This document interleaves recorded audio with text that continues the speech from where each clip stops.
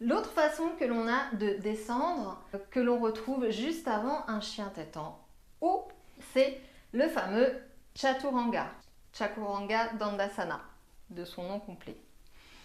Parce que ton équilibre intérieur est primordial. Je ne me mets aucun frein, aucune barrière pour te guider au travers de ce que j'ai moi-même exploré. On avance ensemble et ça commence maintenant. En fait, cette posture-là, c'est plutôt cette posture de passage, de transition. C'est comme si tu étais un bâton et que tu descendais cette fois-ci tout raide et qui va demander de recruter à nouveau de la force dans tes bras, mais de la même façon que la descente genou, poitrine, menton tout à l'heure. Il y a plusieurs points d'attention à avoir et plusieurs options possibles également. Donc, on part de la planche. Et dans la planche, on va commencer par l'option la plus simple.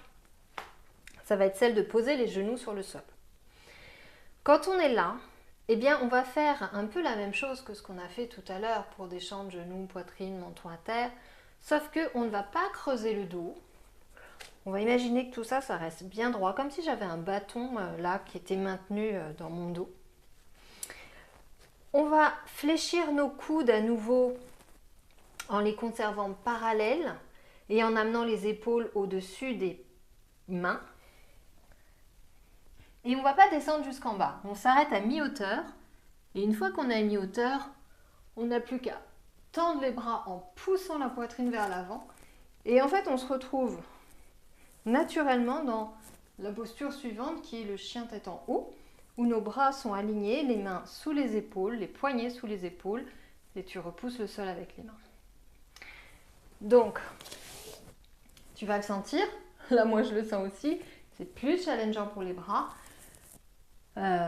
Souvent les hommes peuvent être un peu plus habitués, en tout cas ils sont plus habitués à faire des pompes, nous un peu moins, mais c'est un peu comme une pompe triceps, puisque c'est pas du tout le même ressenti que les pompes où on écarte les bras. Nous c'est vraiment, on reste là, collé.